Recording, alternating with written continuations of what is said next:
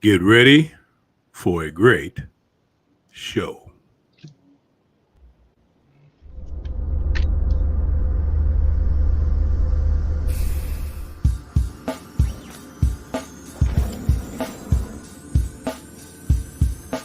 Black space is a place for us. Real people with real issues.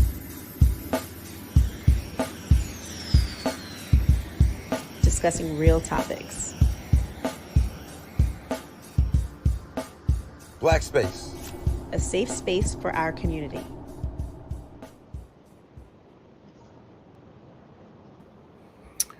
Hello, I'm George Middleton, your host this evening on this podcast episode of Black Space Live. For the topic of our discussion today, we are going to discuss part 2, Black politics. No permanent friends, no permanent enemies. Before we get started, I would like to take this time to briefly encourage you to like, subscribe, and share this podcast. In other words, say it with me, don't be selfish with this content. Share the love. You can catch Black Space Live on YouTube, Instagram, Twitter, Twitch, Spotify, and you can also catch us on Anchor FM, Podcast Addict, Apple Podcasts, Google Podcasts, Amazon Music, and iHeart Radio. So, hey, let's dispense with the introductions because we have the superstar, Penny Finley Lamar. That rhymes. Everybody, he's worldwide. He's international with his game. He just flew in from Georgia. I don't know if it was Georgia in the States or the Georgia outside of the States. One's a little more dangerous than the other. But hey, Penny, we're glad to have you back, man. Say a little something to the audience, man. Good evening, everybody. Good evening. Man, I'm just looking forward to a great conversation. Always a pleasure to share the stage with you, George. Always a pleasure. I'm extremely honored and complimented, as I shared with you earlier, be backstage. And we do have another esteemed colleague coming on. He's going to jump on, so we'll let the suspense mount as until his arrival. Meanwhile, we're going to get started. I've got a little impromptu monologue that I wanted to do to kind of set the context, so to speak, for our conversation. And I think I'll name the monologue, "Why Can't We Be Friends?" That'll be the name of the monologue. Why can't we be friends? So, it has been said, to get a friend, you need to be a friend. To get a friend, you need to be a friend. What does that really mean? Also, it is quoted that we are the sum, all of us, of the top 5 friends we hang around with. So what do your top 5 friends say about you? And then the last is kind of my question. The first 2 were kind of quotes that we've all heard. This is a question that these first 2 quotes made me think of. How can we expect others to be our friends when we're not truly friends with ourselves? To support that question, there was an interview I remember reading. It was a question to a renowned academician, I'm not sure how you say that word correctly, by Dr. Chang, who is of Asian ethnicity. And the question was, he was asked, what is your opinion or your assessment on the state of the Black man? And Dr. Chang says, well, we don't hate the Black man. We just love the Asian man more. He said, we Asians are all too knowledgeable and wise to the ways of the European. So as a result, we educate our own children to maintain our identity and culture. We employ our own people to maintain control of our own economic wealth. The question really you should ask is, why does the black man not love himself?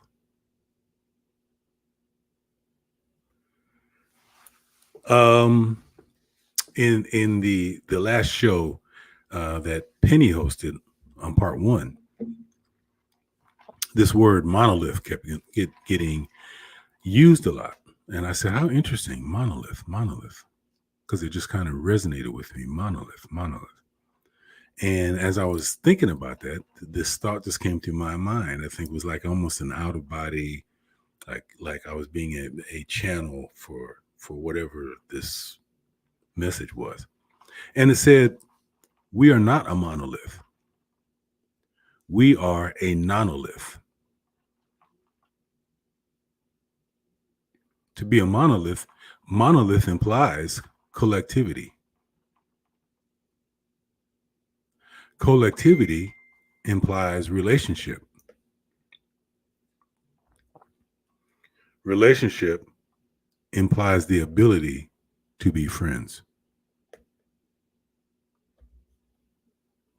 So lastly, in closing on this impromptu monologue, President Obama said it best.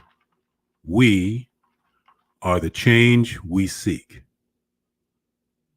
So my question is, are we changing?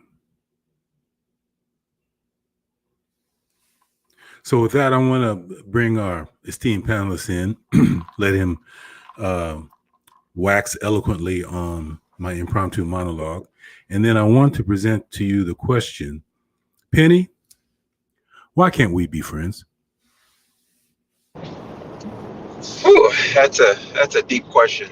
I think that looking at the history of our community, first of all, with respect to culture, we can't decide what we want to embrace with respect to culture. Certainly, there is an African American culture, right? We have created our own culture here in the States, us ADOS members, and there are a lot of positives in that culture, but we can't decide. We kind of play, both sides of the fence with respect to what we want to call culture. And because of that is one of many issues, which is why we are not together. The divide comes when we talk about either faith, then there's a culture divide, and we can't identify as one culture, then we're not a monolith. But where that not a monolith number, or rather moniker comes in heavy, is when we're talking about politics and income. We're talking about class and politics. We're not a monolith. A lot of upper class, bourgeois blacks will say, that's them.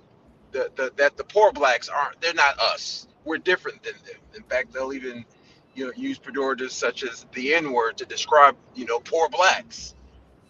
With respect to politics, are, and I won't say liberal and conservative. I'll say, because people identify, I think, more partisan than they do, ideology. I think that people are more partisan. And so our Republican brethren will say, we don't vote Democrat because we're not a monolith, and that's frustrating because it doesn't help us to move forward as a community. It's like when it benefits me, to hell with the community. We see this, with our with our women. I don't want to beat up on them too much, but we see this, and but this wanting to disassociate is, I think it's kind of a duality that we struggle with, as black people, to where on one hand we want to integrate, right? We want to what's what I'm looking for that the whites did. They kind of all fell in line into one white culture, They weren't Irish and Scottish and British and Greek anymore. They were all Right. white. They Right. assimilate. That's what we. On one hand, we want to assimilate, right, into the majority culture when it suits us. Until we're we're victimized. Then we're all black again. But it's that duality, right? We want to assimilate when it benefits us as an individual, but don't. What we don't recognize is that it's harming us as a group. And the reason that other groups thrive is because they do have a culture that they can all tie into, you know, teach their kids, feed into that, and in turn establish community, or rather establish family, which in turn establishes community, which in turns, begins to build economic power, which translates into, political power, because without the economic power, you don't have the political power. And that's, obviously undergirds a lot of the conversations about us making change, in this nation. But the distrust goes back. It's tied to slavery. It's tied to Jim Crow, right? We've been taught not to trust each other. We certainly the majority population, and I put that in quotations. The majority population is not the only one watching the, TV shows and looking at these caricatures of black people and getting this imagery of us being, less than. We've watched that same imagery, and I think to an extent, even Right. though we try to deny it, it has affected us, and it has caused us to believe, the white man's ice is colder, the white man's schools are better, and somehow blacks are less than, even though, cognitively we know that's not the truth. I think emotionally we believe it to be a truth, but cognitively we know that's not the truth. And that's just the beginning of many, many, many problems of why we don't trust each other and why we don't get along as a community.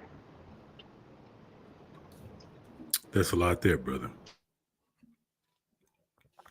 So this all that you said is an answer to the question, why can't we be friends, right? Yes. It runs deep. Georgia runs so deep. It runs so deep. It's almost like you've been prepped your entire life not to trust your own sibling that you grew up in the same house with, right? Because you spent, I don't know, let's say you spent a few weeks away from your sibling. You've been prepped heavily not to trust them. Then you get back in the house with them, knowing they've never done anything wrong to you, but you just can't get it out of your mind. And then every time they do anything small, to question it, that confirmation bias kicks in. Yes. Now multiply that times 400 years, and it's deep with us. It's deep. And I could go on and on and on about the fact that I think that the system, quote unquote, and this influence is kind of usurp black men's power in our own community, and it has that's why there's this quote unquote gender war that that exists in our community, because that message, I think, has allowed our power to be usurped.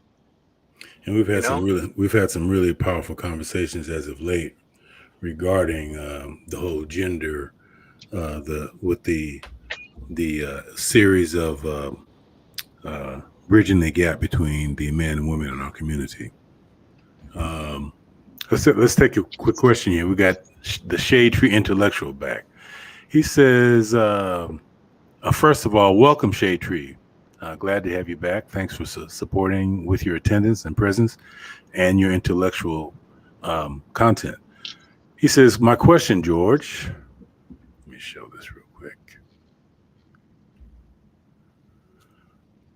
is it's not a matter of if I care about others' perceived racialized communities, but how can I? Let me make sure I'm reading that correctly.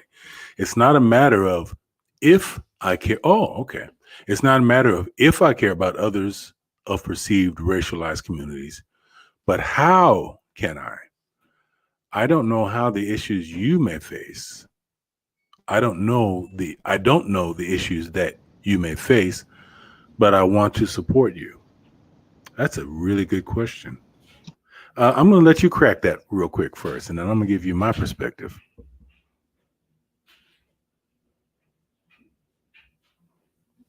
What's your thoughts on that, Penny?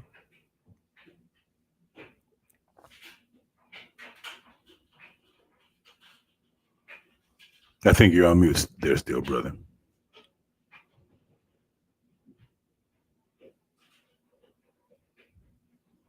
Yeah, you're still on mute. There you go.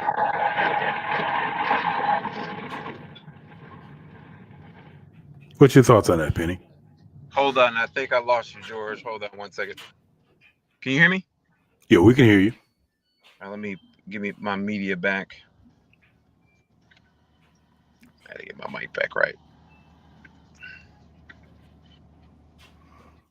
You see, you're still in the cockpit, ain't you? Here we go. You're still in the cockpit, ain't you? I wish. You just hit some turbulence. A big pocket there. So he says, my question, I got to reread this question. My question is not a matter of if I care about others of perceived racialized communities, but how can I? I don't know the issues you may face, but I want to support you. You know, I assume this person is not of our descent. That's correct. The biggest thing to do is to listen and make demands, make the same demands, you know, but listen. A lot of the problem with, you know, people wanting to assist in the movement is that they don't listen and they don't make the same demands. It's like they'll listen for a minute and then they'll diagnose us on their own. This is the biggest problem. They'll listen, then they'll diagnose us, and then they'll make their recommendation based on their diagnosis instead of listening to us. You know, the civil rights movement was effective because they listened, they saw, they joined, and they made the same demands. And that's what we struggle with now, because it's like, okay, I see you're having a problem, but when we make the demand, it's like, well, okay, now you're going too far. And that's a problem. You know, listen, you know, and follow and make the same demand that we're making if you care. That's the best advice I can give. And Shade Tree states that's why I'm here, and he commends you on the points that you made. Let me give my perspective, because this question is very layered. It has so many different directions you can go with it. First of all, he connotes care about others of perceived racialized communities. That's very important. Of perceived racialized communities. And it's also a fact, because of this perception of racialized communities, that it's almost impossible to know the issues of another racial community, because the perceptions are totally different. And when your perception is different, your experiences are going to be different.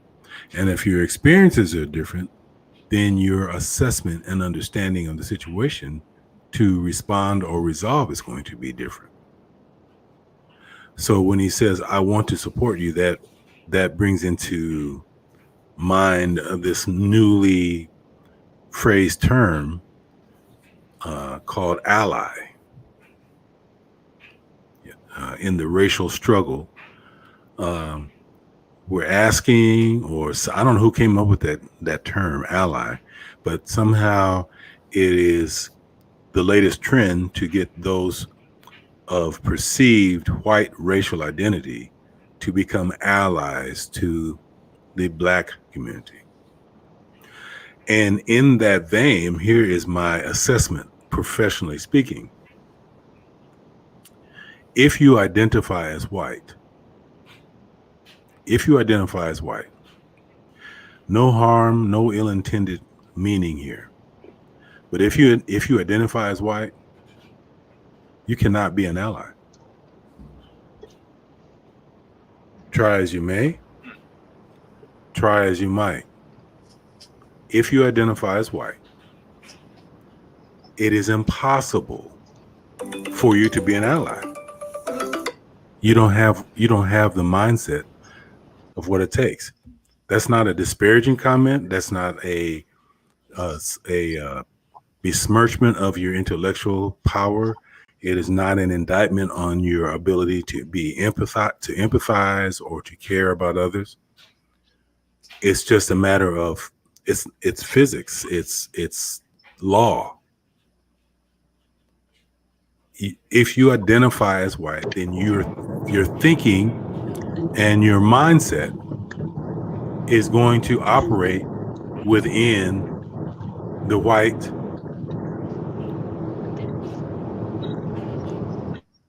it's going to operate within a white paradigm of thought. Now, again, I'm a therapist, so I don't judge. I'm not into the good and bad, right and wrong stuff. I leave that for other people because I'm only fixed on what's working, what's not working. And I'm going to tell you what I'm going to say here. Statistics support what I'm going to say.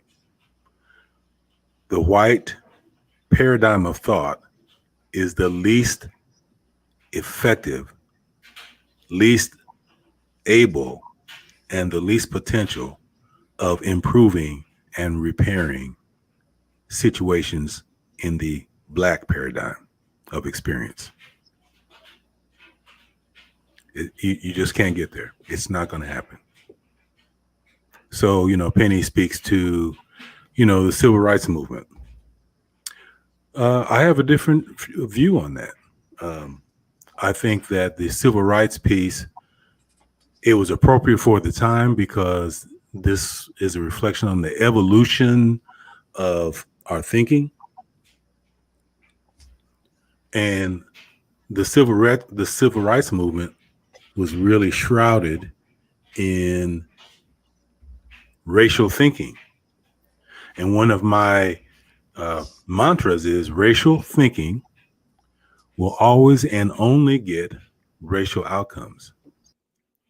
And the racial outcomes have a distinct pattern.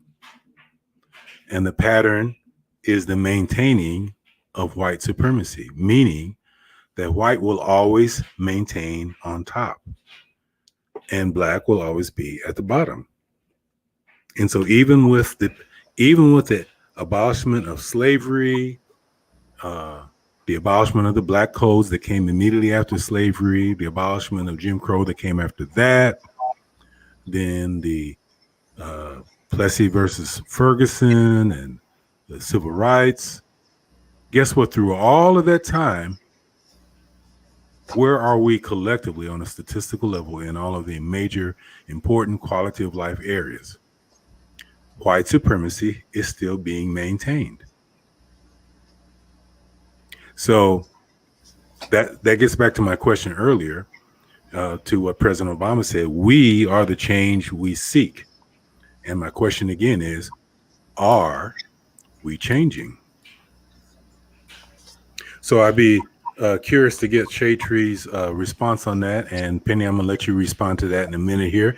But we have another great, phenomenal mind that came on the show. William Muldrow. Welcome, brother. Mojo. Thank you. Glad to be here. Good, glad to have you, man. I know you're like Penny. Penny just got in off the runway, and you just rolling in off the job on yourself. And so we got these great men. Just y'all don't rest, y'all don't lay still, y'all keep it moving. I mean, I'm a general contractor. We more regulated than every profession. And I'm just going not because I have to go through Department of Professional Regulations to do everything.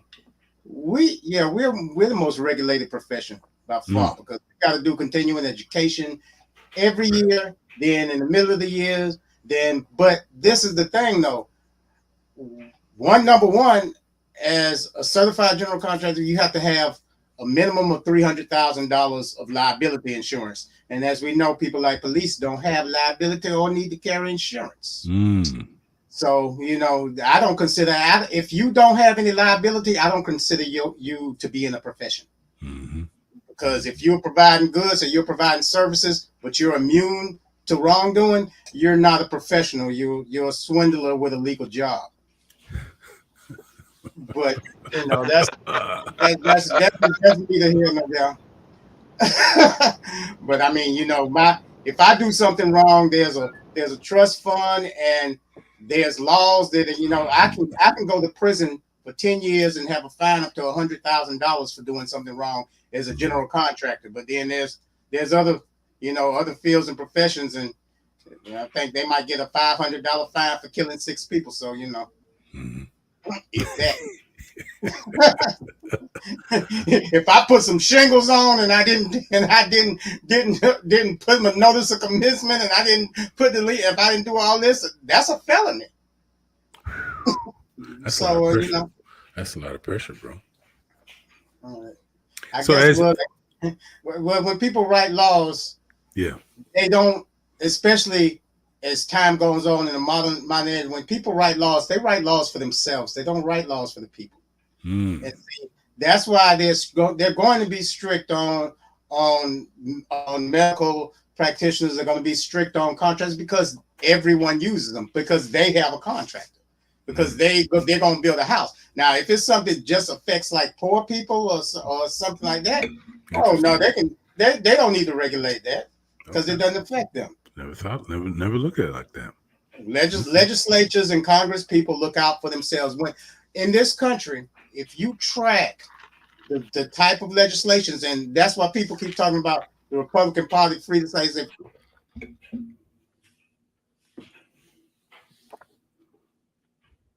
think he's stuck.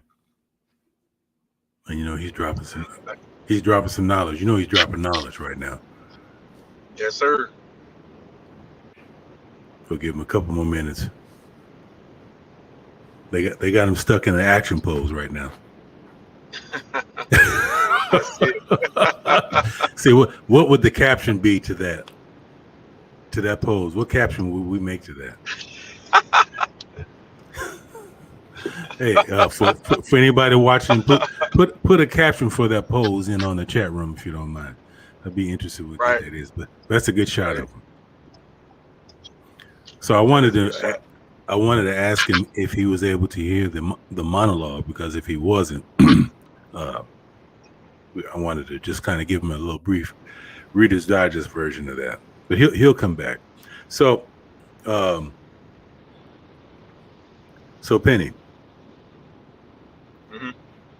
my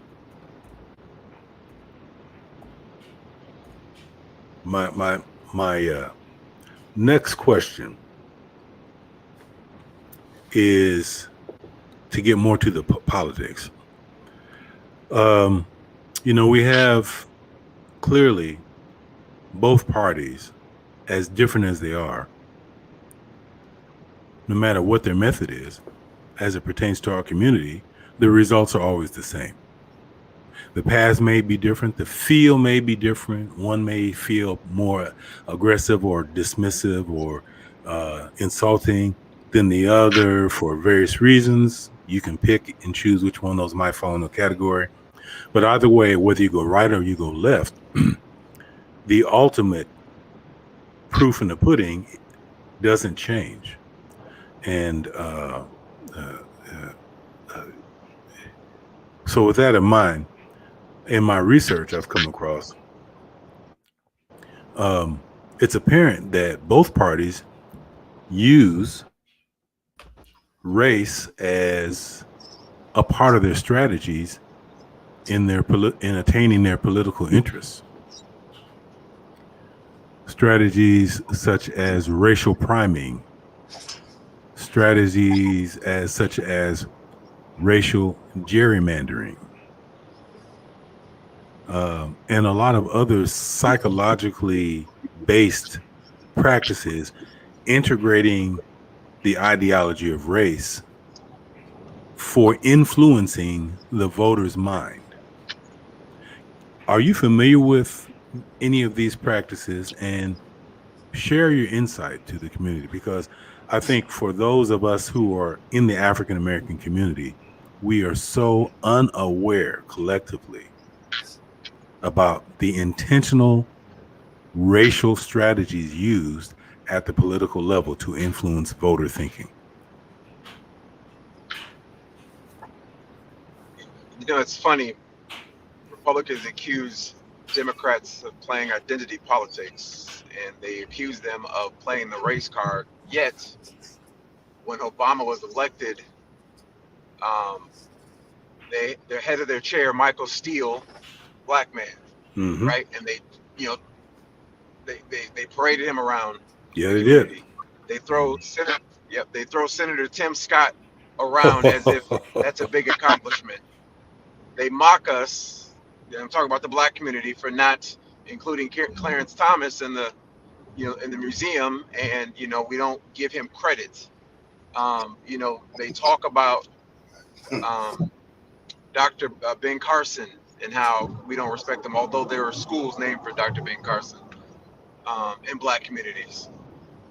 This is from the group that doesn't play identity politics, doesn't play the race card, but they're quick to point out we have this black person, that black person, that black person. So the parties, unfortunately, have gotten to the point where it's not about governing anymore. It's about the W. The parties have become a sport. It is literally a sport. Whatever it takes to get the W. That's why you hear, elections are won. It's we won. That's why, political advertisements now, they don't include a plan to govern. Think about that for a second. Think about the last time you saw a political ad where it actually talked about a plan to govern. Typically, it's an attack ad, or some, it's mostly attack ads. You rarely hear them talking about their plan to govern. But with respect to race, with race, they'll do anything they can to win votes. Whether it's intentional and upfront, with Biden saying, if you don't, oh man, if you don't vote, you're not black. Or Trump saying, black people, what do you have to lose? What do you have to lose? They both do the exact same thing, but that the bottom line is they're just trying to win, and they'll do anything to win. It's sad. Mojo, glad to have you back. Did you get everything straightened out there, brother? Yeah, I think, but it's this camera setup. I think it's okay. Sometimes it just got to be unplugged and plugged back in. As you were hustling in from your gig, were you able to hear the initial part of the intro of the show? No, I didn't. Okay, all right. So I did a little brief impromptu monologue on Friends, and just to run through it real quick, just to give you the context to catch up on. I first referred to some cliches normally used about friends. Number one, to get a friend, you need to be a friend.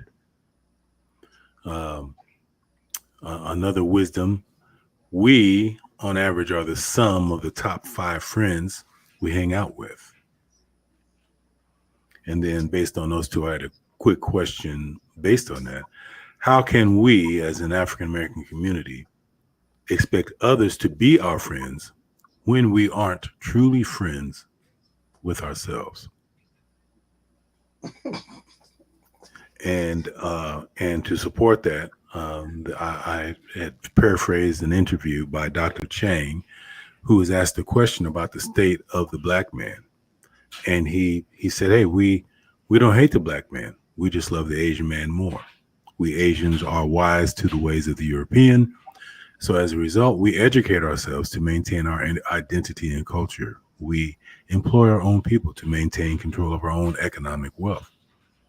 The question you should ask is, why do you not love yourselves?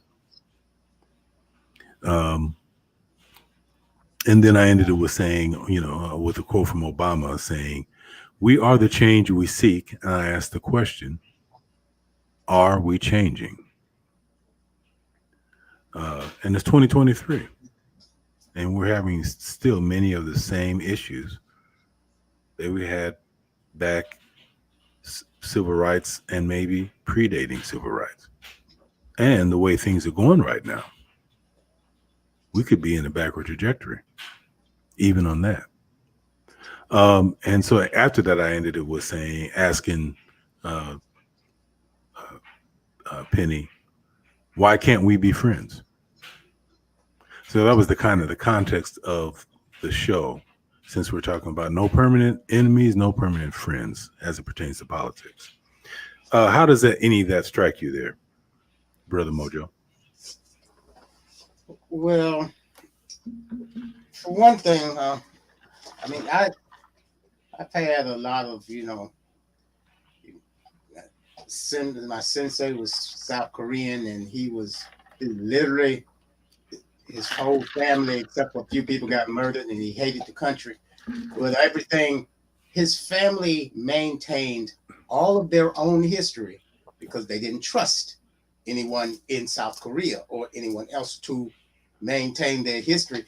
But if you have been a part or connected to that community, but in any depth at all on a personal level, there's so many misconceptions, because I laugh every time people was like, why Asians are so united? I was like, okay. One thing, I'll show you about 156 wars over 5,000 years that shows differently. But they're united by force, because they learned that culture through nationalism. Yeah, there was a real true statement to say, well, we came together, and it's not that we're against the black man or African American, but we know the Europeans. Yeah, because you have a mother country, China, that isolated itself 3,000 years, and the only person that's ever been to war with was Great Britain, and it's all what Great Britain did to Europe and Africa. Mm-hmm. So what it did is it's subjugated its own people for 2,000 years through 3 dynasties. They were not happy. They were not all loving. Everybody wasn't going to pay homage to the emperor. They closed. That's why it's called the Imperial City. It was the Forbidden City because it was locked for 1,200 years. Mm-hmm. If you loved everybody, let them through the door. Mm-hmm. That's how you show your unity. I mean, they were so ununited that there was an entire forgotten race of people that were 7 foot tall, half Russian, part Chinese Mongols at the door every day. And who let them in? The Chinese let them in. So now, you can pick apart anybody say, well, we're unified. You're unified when you tell your own story, and that's black people's problem, is that our story and narrative is told by others, so it's misleading. If you hear the story from a black educator, you hear an entirely different version than if you hear it from someone else. Right. And the exact same things that they have done, that every race has done in their history, is just looked at as a piece of history, an epoch in time. The same things are looked at as character traits for black people. That black people hate each other. Black people hate themselves. See, that's where this thought of black on black crime and savagery comes from, when it's the exact same statistics as every other race. But there is not a concept of white on white crime, Asian on Asian crime, because they're not trying to forward the narrative that we have it coming, that we deserve it. Did they say, well, why should we treat them with civility when look at how they act? They're savages. That's where black on black crime narrative generates from. That's where a lot of these things come from. To say that we are not united. I can watch people in an airport, and I watch white people walk past each other like they're strangers. I watch Asians walk past each other like they're strangers. I watch Hispanics of all descents walk past each other like they're strangers. I watch 2 black strangers look each other in the eye and say, hey! But we're the ones who are ununited. Black people will embrace a black stranger quicker than any other race of people will embrace them, because of the mutuality of the stress and trauma of being black. It has united us. It has not made us into people that don't love ourselves. If anything, we have to love ourselves more, because we feel like nobody else is, and they have proven that they do not. Who's proven that they do not? If you look at country by country, and just not United States, but around the world, black people are the most hated group of people worldwide. This is not an American thing. This is something that has been taught throughout the world. It is concentrated in America, but besides the Muslim community, there is not as much hatred and vitriol spewed on the worldwide level for anyone but black people as a group. You can take any group you want. Mm-hmm. And at least there's some place where they are unconditionally loved. The places where we are unconditionally loved still have apartheid. I mean, you spoil home for us, and then ask us to show. And that's another thing. They wish to know every secret we have as a community, because see, the things that they don't see is funny. We don't love each other, but everybody's trying to get invited to the barbecue. And that metaphor is extremely important. There's no metaphor of the white barbecue. There's no metaphor of the Asian banquet that was everybody. You invite you. Oh, you are with the yellow community. You have invited to the Asian banquet. You're invited to the white kegger. Where's that sense? They know that there is unity amongst us. They just believe it us otherwise. Okay, so let me put this question to you. I'm glad that I brought this aspect of our discussion up, because I think there's some confusion collectively in our community about unity and collectivity. What do the statistics for our community speak to? How do the current statistics in our community, in terms of our economic and social behavior with each other, how does that? They speak story? To desperation. Say that again. They speak to desperation, and what people need to understand is that this country we're a smaller part of a country that always has something larger going on.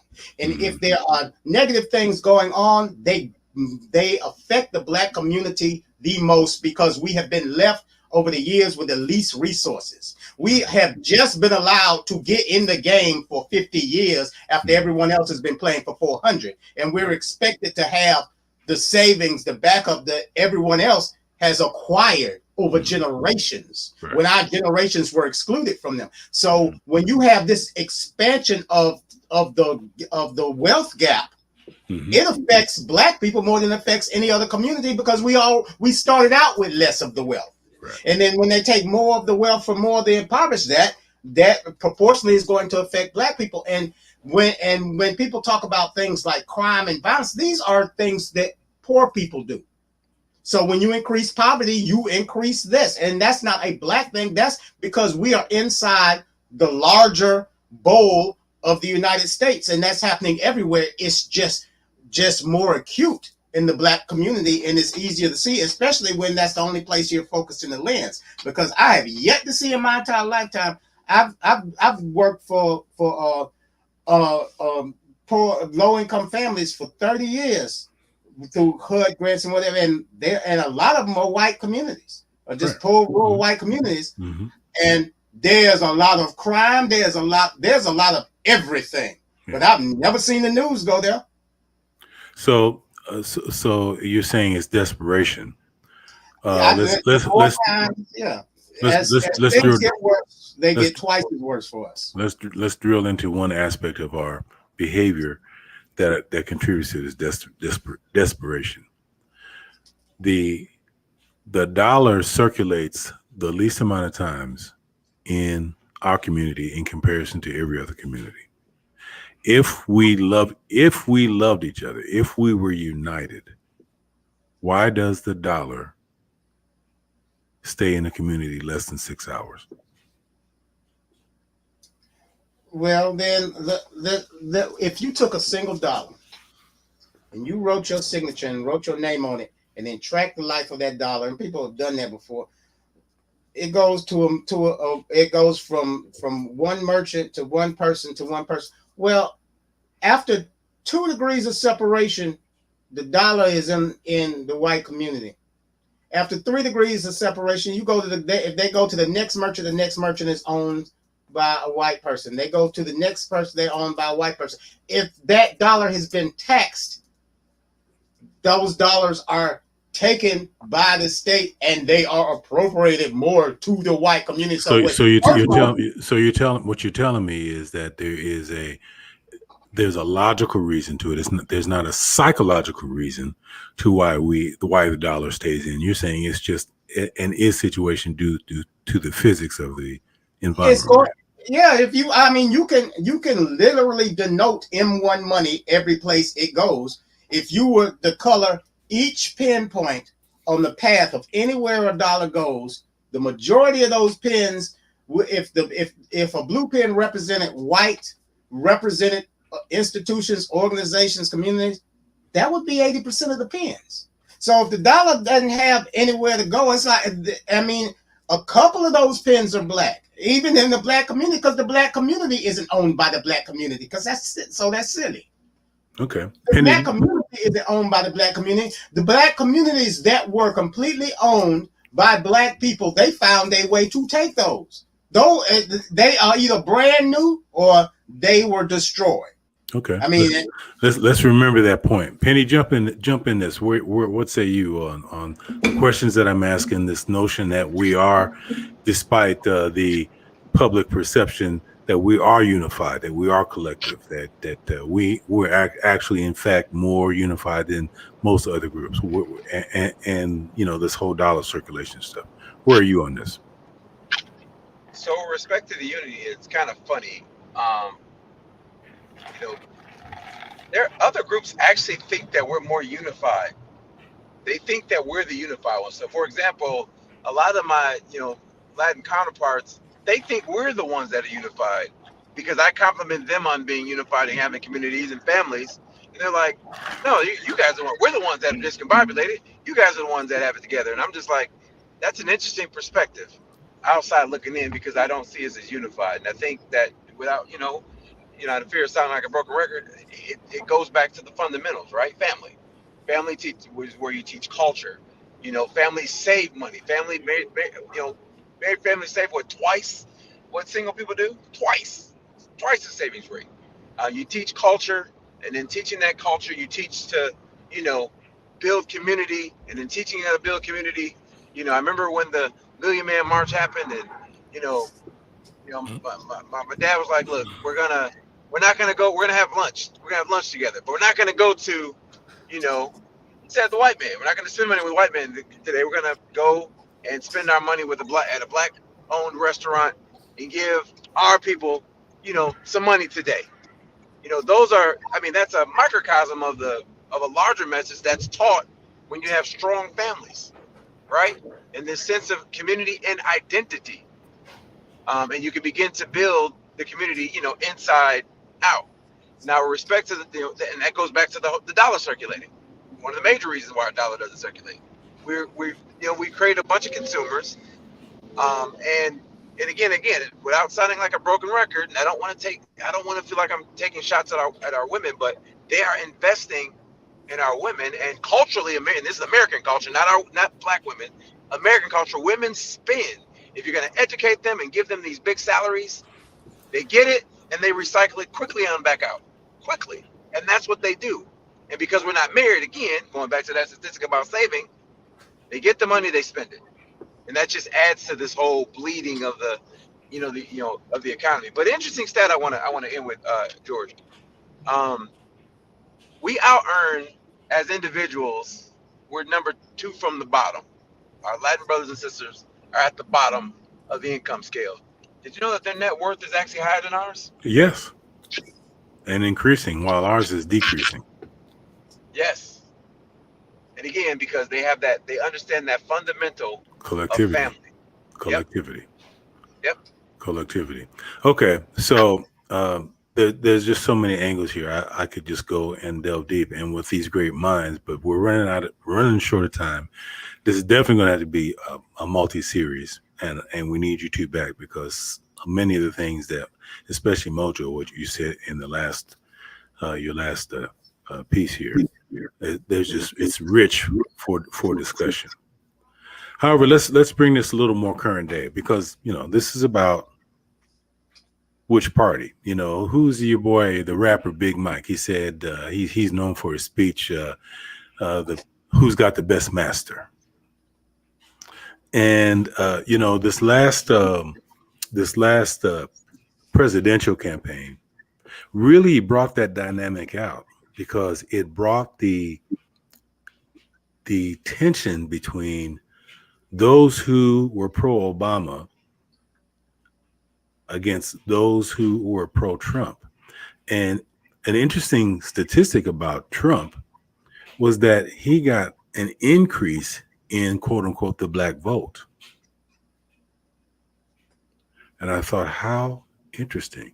And even when I watch campaigns, and again, I'm not espousing pro or con which party, I'm not personally, I am not adhesive to one particular party.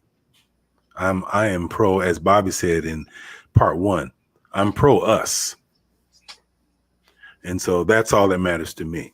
And this is a capitalistic environment, so you need to compete for my vote. And it was another great, I don't know if it was Bobby. Yeah, I think Bobby said this in the last session. Voting is not about voting because you like the person, they got a nice smile. Voting is about getting something. It's about getting something. And I don't think we figured it out yet as a community. So in that light, to watch, when I watched, and now, because Trump is doing his campaigns now, and I see that lone African American in the backdrop amongst the sea of white, there's a dissonance that occurs in my mind. Like, am I missing something here, or you've got a campaign that is intricately entwined with white nationalists, and I've seen black politicians argue about whether or not he's racist. So and again, it's nothing for or against either party. It's just that, if something walks like a duck, quacks like a duck, if we got to argue about what's racist and what isn't, this is a bad scenario. So, how we have in our own community this dynamic of Democrats versus Republicans within our own community. I'm totally betwixt, bewildered, and befuddled about this dynamic. Can someone help me out? So, this, to be clear, most of the black voters that voted Trump and left the Democratic Party are men. The Democratic electorate, with respect to black people, is 60-40 in favor of women. And women are getting, and I've said this in prior broadcasts, women are getting the things that they're asking the Dems for. Respectfully, they are benefiting women. And I'm not mad at them making demands and getting what they ask for. Those things benefit them, they don't benefit the community. And I think that a lot of men are trying to vote their own interests. They're like, okay, well, the majority of the electorate with respect to black people are women. They're asking for things for them, not us. Maybe I can make an ask over here. And they're trying to vote their own interests. That's my perspective. Not saying I voted Republican or for Trump, because I would never be that crazy. I don't care how mad I am at the parties, but these are the things that I've read. This is what I understand. Mojo, your take.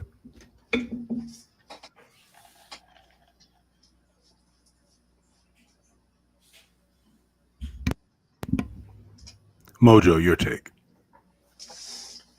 First off, I've said this the last two times. I'm gonna continue to say it because the dynamic of it continues to worsen. There is no such thing as the Republican political party. That does not exist anymore. Once you start to try to overthrow the government, once you decide that you want to use terrorism as your tactic, you are not a political party. They are literally trying to tear apart the democracy. Their last out of the midterm elections, they had 6 candidates that I think 5 of them won, incidentally, that when asked if they lost the election, would they concede? And they said never. That's not a political party. These people are terrorists. You can't vote for terror. That's like axes. I mean, yeah, that's like trees voting for axes. Now, I mean, I caught that on on part one, and I thought that was very powerful what you said. And here's what the thought was that came across my mind the minute you said that.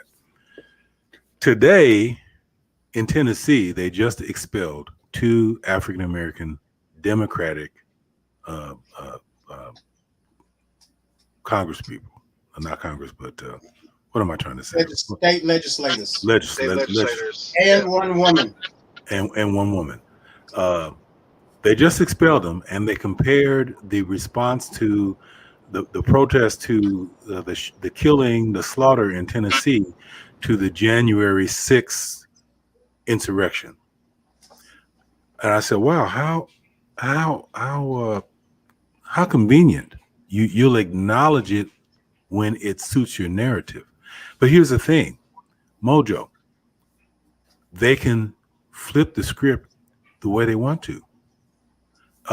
Your critique, as solid as it is, has no bearing on their ability to do it. If they just want to say it's pink, guess what? It's pink. Well, that's what fascists do, and that's why you don't catch them until they already overthrew the governor, overthrew the king, and cut off their head, because people want to pretend that things aren't as bad as they are until things are undeniably bad. But I think you do catch them. I think if those who are studious to history, book banning, when you see that swastika, when you see people doing the Heil Hitler. Well, now let's look at that. Okay. No, they don't, because look at how many people, and especially black people. I mean, they might be the stupidest of the black people. If you go on Instagram, there's a lot of just ignorant. They're not even Uncle Toms. They're just ignorant. Black people that support Trump. And this is an easy test. I like they always say, well, the Democrats are the party of the Ku Klux Klan. That's funny, because I've been going to political rallies and town hall stuff for them longer than they've been alive, for 30, 40 years. I see the Ku Klux Klan prominently at Republican rallies. The Ku Klux Klan seems to know who they support. I mean, they literally gave an endorsement to Donald Trump. They didn't endorse, how does the Klan feel about Democrats? They hate them. So I mean, I kind of side with the people that the Klan hates against the people that the Klan loves. If you go to especially a Trump rally, there is visible Aryan Nation. There is visible Ku Klux Klan. Yes. There is waves and waves of Confederate flags. And not once. Not one Republican candidate for any position has ever looked out at the Klan, at the Nazis, and said, "I don't want you here." Right. Not once. So what does that mean? Yeah. Right. And you do not. And if they are at a Democratic rally, what are there? They are counter-protesting. They do not like Democratic candidates. They do not. They hate the libtards and all that. You're not American. All that. The racists, the dyed in the wool racists. They fully support the Republican Party, and they see the Democrats as the enemy. The only people that are in the middle is some others among them are pure blood anarchists like the Bundy family. The Bundy family is like the only racist white supremacists I've ever seen that have denounced the Republican Party and Trump. And that's because they're anarchists. They denounce government. They're just being consistent. Yeah. But they're in the minority. There's 113 white racist white supremacy groups according to the FBI in the United States of America. 110 of them support the Republican Party. I mean, if that don't tell you nothing, you're not paying attention. You're trying to ignore it. Yeah. Penny, you want to add anything to that? No, I think he summed it pretty good. I still stand with, one group is blatantly racist, the other one is inadvertently racist, intentionally racist. Um, I just But we're I have a included hard. in the leadership of one. We're not included at all in the other. We are. Who Yeah, is the but minority house leader? There's a black man.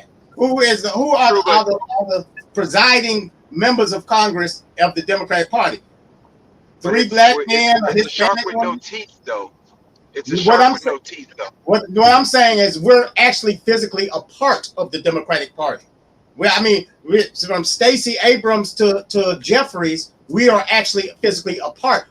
We are not I get represented in the I get that. Republican Party, except for by. I, I get that. I get that, and I understand that. But it's to me, it's they're they don't respectfully, they don't do anything. We watch the pendulum swings, and our own representatives swing the pendulum hard one way that doesn't benefit us. There's this, you've heard the political expression of government with the axe or with the scalpel. You know what I'm But saying? And that's the problem. So for example, there's an uptick in crime currently, right? And what is every state doing? Right. Every state is doing. They're saying we need more. That's the same thing has never worked. We need more Right. police. We need Right. more police. We need to get tougher on crime. And Right. who gets behind these? Who gets behind these things and Right. co-signs them and they ram through? The Yep. black representatives in the Democratic Party. It's almost comical at this point. well, there's a reason behind that. That goes back. That goes back to the '80s when it was an absolute lie. Because from the late '60s to all through the '90s, index one crime dropped every single year for over 30 years. But that's not what politicians or the news told people. They told people crime is getting worse. Crime is getting worse. Crime did not get worse. And in fact, if you look, it's real scary. If you look at what happened in this country as a whole, crime went down for 35 years. In that exact same time frame, the prison population doubled. Less people crime and people go. This is becoming a police state. And the thing is, there are certain things judges. So when they have judges run for office, a judge cannot say they are impartial. A judge has to say they are tough on crime, and that's fundamentally wrong. That's fundamentally against how the justice system works, because a judge is supposed to be impartial. They're not supposed to favor the prosecutor. They're not supposed to favor the defense, but they absolutely do. That's what they run on, because if they say that they are not tough on crime, they're not going to get elected. And if anybody's not going to get elected, it's a black person, because as soon as they see a black face, it's just like when they pick a jury. They see a black face and they say, there's a cop hater and they pro-crime. They don't know anything about that juror, except for they're black. And that's the assumption. So that's the assumption when you see a black politician. So to negate that, in order to be able to barely win an election, if they don't support law enforcement, they're not going to win. And then they can be quiet at home. You can be loud at home or quiet in the house, but a silent man outraged with no power it doesn't really affect anybody. Yeah, but respectfully, outside of state elections, right? The power of incumbency is strong. Yeah, I've seen. I sometimes share the story of a city council member that was in jail. He was in jail. I'm not going to say his name because but he was in jail. This man lost re-election by a handful of votes from jail. That speaks to the power of incumbency. Yeah, and Donald dead Trump people win. Donald Trump is currently 34. He's indicted. 34 counts. He's raised millions of dollars.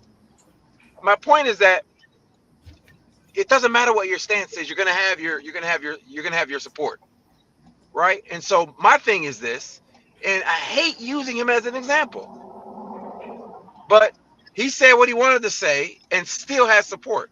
A lot of incumbents can do that. With respect to certain topics, they will stand strong and they'll beat their chest about it, right?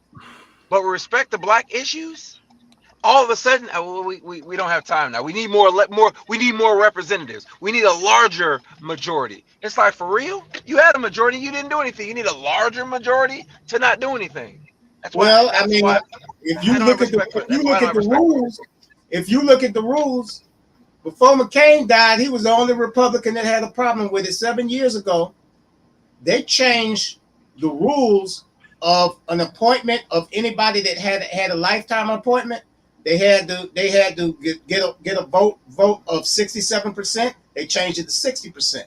That might seem like it's not, but it was huge. McCain understood it was huge because when you take into account how many people are represented by each person, that's you're cutting like 1,630,000 votes out with each percent. And that threshold, and if you look at the previous votes of people that did not meet appointment, there was a lot of 62, 63, 65s. They changed the rules of the game while they're playing it. And like I said, the Democrats aren't willing to do the same things. And at the end of the day, it's not going to be any rules except for you can't be a Democrat. Because that's exactly what happened in Germany. Yeah, well, Hindenburg played by the rules. Hitler did not. Hindenburg beat Hitler. Hitler committed treason, went to prison for a year, came out and said, screw the rules. Yeah. Does anybody remember Hindenburg? I bet you remember Hitler. So look, this series is about analyzing and assessing where we are collectively as a community as it pertains to our political power, if you can call it that. This whole conversation has been a resonating, validating support in the theory that Black has no power. Black has no power. It has no perceptive power. It has no statistically collective power. It is associated with negativity. It is associated with trauma, associated with being set back, associated with overwhelming challenges. There's nothing empowering about this Black thing. Who said that? This whole show has said that. I'm specifically talking. The whole show has said that because it's 2023 and we all know very well the issues. We know the source. We know, and they're justifiable. They're historically accurate. What we don't know is the solution. Collectively, we don't operate in an empowering solutions base. Everybody's got ideas. Everybody's got their perspectives. But as a collective, we're still running around here trying to decide is it Democrat or is it Republican? Is it Democrat or is it Republican? We are in the fall of an empire doing the same thing every demographic is doing. So for that matter, women are the mass majority of this country. They just lost their reproductive rights. Let me interject right there because you mentioned that a little bit earlier. Having cultural disputes, that's one thing. Cultures can align and cultures can be in conflict. It happens every day. It's all replete in our history. Okay, but cultures remain cultures. Now, some cultures have lost their culture. What's unique about our situation is that we have been stripped from our culture. We don't know who we really are. And we're using a European label, Black, as a cultural designation. And I'm submitting to you that that is the foundation of our most dysfunctional and ineffective behaviors. Yes, other groups have had fallouts, they've had cataclysmic structural decimations.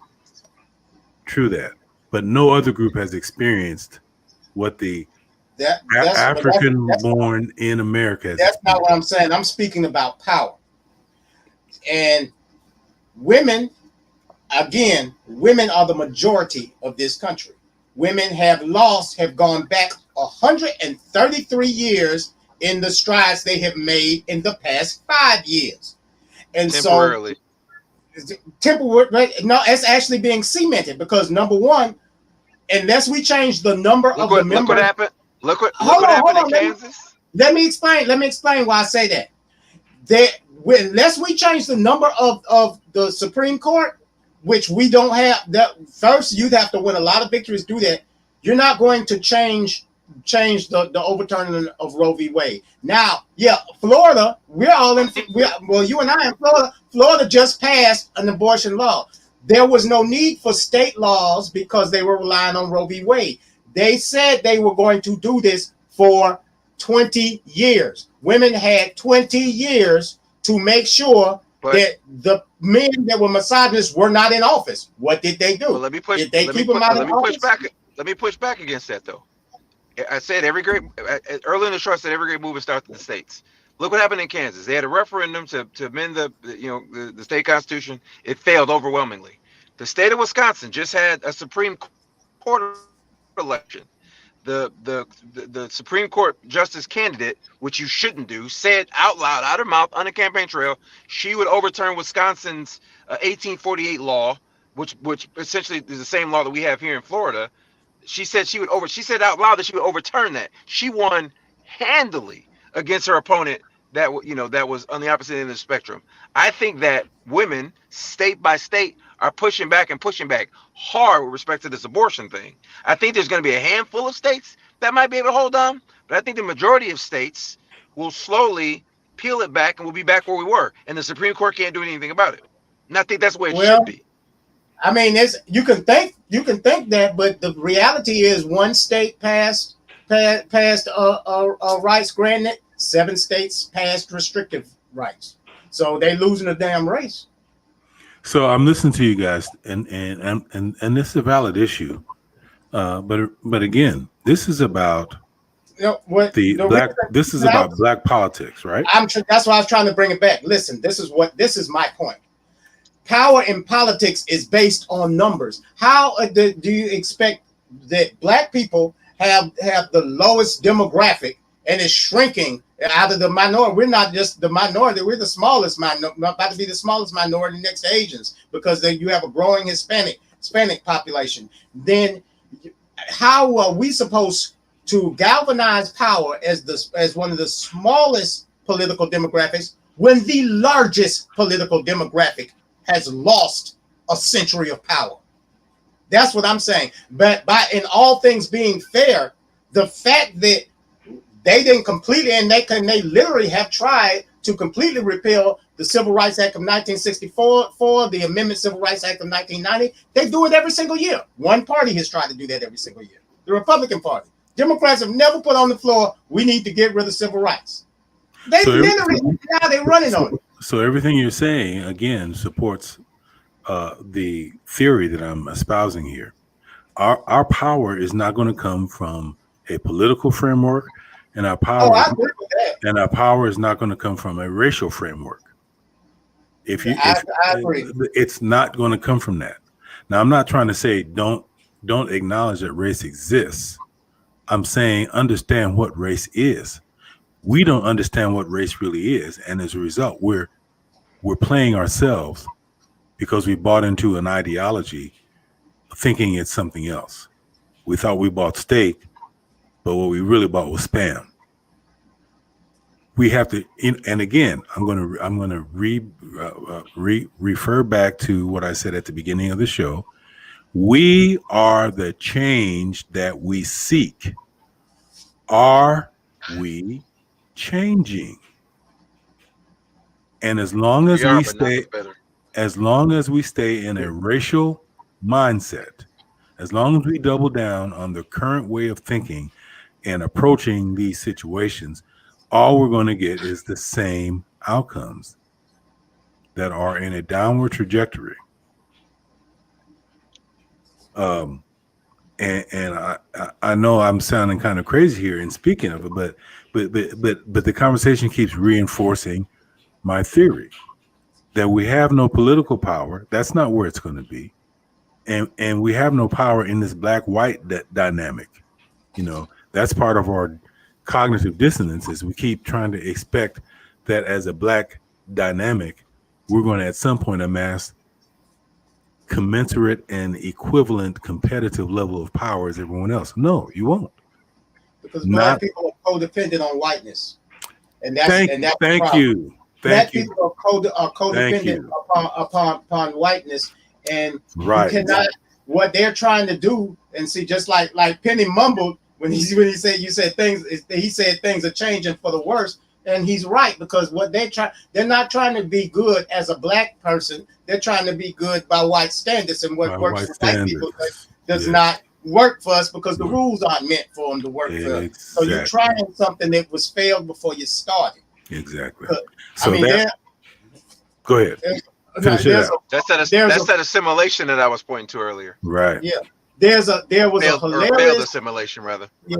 There was a hilarious comedy movie that came out in the 90s that made me think a lot. It's called A Day Without a Mexican. And the whole premise of the movie was, you know, they were talking bad about the Mexicans and showed all the white people with their maids and gardeners, and it was so funny. Then one day, everybody woke up and there was no Mexicans. And I really have thought about that a lot. I said, well, if they woke up one day and there was no black people in the United States of America, white people would lose their minds. They wouldn't have nobody, even the ones that hate black people, they wouldn't have nobody to hate. Well, I think I love that. I love that story, because I think that's our solution. Is we need to create that day, not only that day, but that era where people wake up and ask, where are the black people? Because here's the thing. There's a quote that goes something like this: capitalism has a necessary relationship with poverty. That means in the capitalistic environment, someone has to be us. And so what I'm saying is, I think we served our time. Let's let someone else take over that role. But we keep trying to hold on to it. And the power is not generated by someone giving it to you. The power is generated by you generating your own power. And a generating power is not rocket science. It really isn't. But you will not generate that power inside a black and white paradigm of thought. And statistics continue to support my premise in 2023. So I like to kind of start closing it out right here to set us up for the next piece, because this really, where we all have come into alignment with here, is the crux of what this show title is about. Part 2 of Black Politics, which in itself is an oxymoron, if you really think about it. If you're really honest with it. No permanent friends, no permanent enemies. And we got to get to that mode of thinking where we're not playing a moral game with a political game. We're making politics about right and wrong and good and bad and good versus evil. Politicians don't use that morality template when they're doing work. Not that I'm not saying they don't have morals, but in the business of politics. I'll say it, George. Okay. They don't have morals. You can't win. I'll say it. I'm just saying, and the black community, quote unquote, keeps coming at this from a morality situation. And it's not working. And as long as we stay in black and white thinking, we're going to get black and white outcomes, and you know how that's going to turn out. So it's time to close this out. I'm glad we kind of found our ways together on this piece, because this is a really important topic, and it becomes more relevant every day as Trump's trial and indictment proceeds and all these other charges coming on. We're going to see, I always compare what's going on with Trump and company to what if it was Obama in the same position. And it just lets you know how powerless black is. Well, Trump kind of doesn't feel that way right now when he's being prosecuted by a black man for criminal activity and being sued by a black female prosecutor in the same state. I'm telling, because I saw his post on Truth Mobile. He used the N-word for the N-word, and he wrote it about 16 times. So he feeling a little bit some black power, because he mad at the brothers and the sisters that's prosecuting him. But you know what's more. What's going on there? Do you know what is more resonating in America than a braggadocious white male? A victimized white male.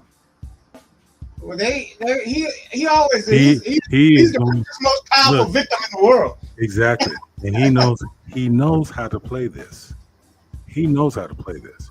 And we've allowed the country is so awashed mentally in the ideology of white and black.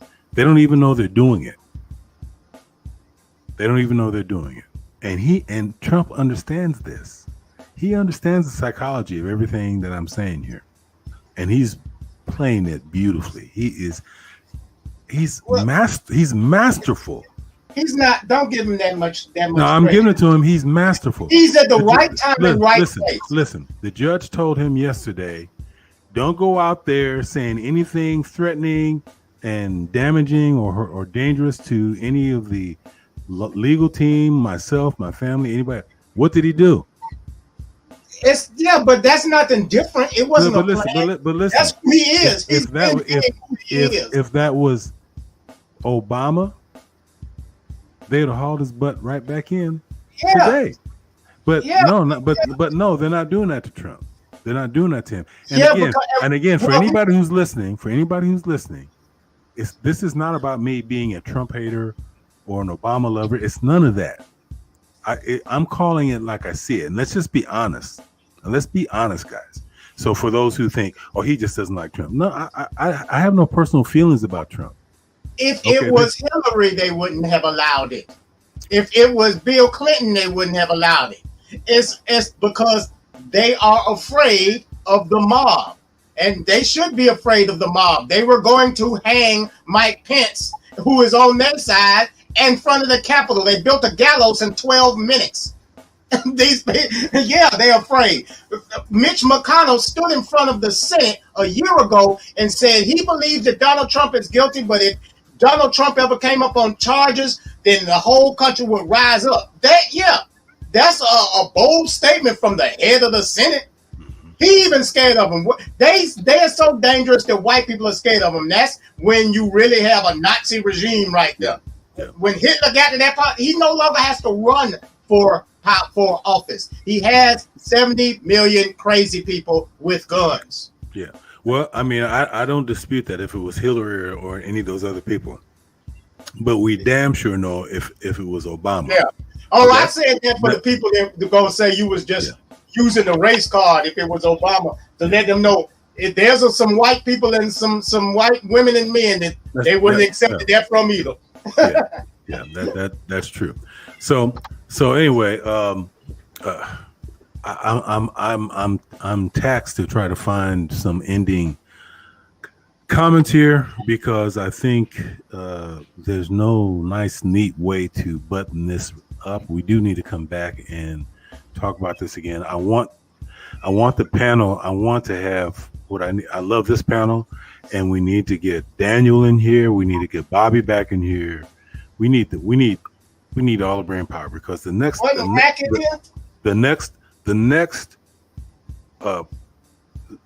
episode on this is to drill down into how do we move forward. Black politics, no permanent friends, no permanent enemies. I think there is a solution in that title. That if you think about it, there's a solution in that title. And if we take to heart the essence of that title, that could be the foundation of our strategy, whether we're thinking racially or not. That if we really take to heart what this title is saying, no permanent friends, no permanent enemies, if we really take to heart to that could be a catalyst to change our thinking. So I want to get all the big guns in for this next show. Totally focus on how do we change our current trajectory. Get off the train. Exactly. How do we do that? That's what we moving forward. That's the problem. The problem is we don't control the train. We're all on this thing. Exactly. Yeah. That's not the train you want to be on. Yeah. So hey guys, wow, Penny coming in hot. Both y'all was coming in hot. You know, great minds to whom much is given. Much is expected. Exactly. Gentlemen, thank you very much. You've been great. And it's always an honor to share this digital space with you all, this virtual space, and have this exchange of information that always challenges me and gives me different inspirations and different perspectives. And I'm looking forward to real quick doing this again. This is Easter weekend, right? Yes, So for some, this may be a very spiritually important weekend, and if so, make it a joyous one. Until then, have a great week, and until the next time we meet, we'll see you in the Black Space.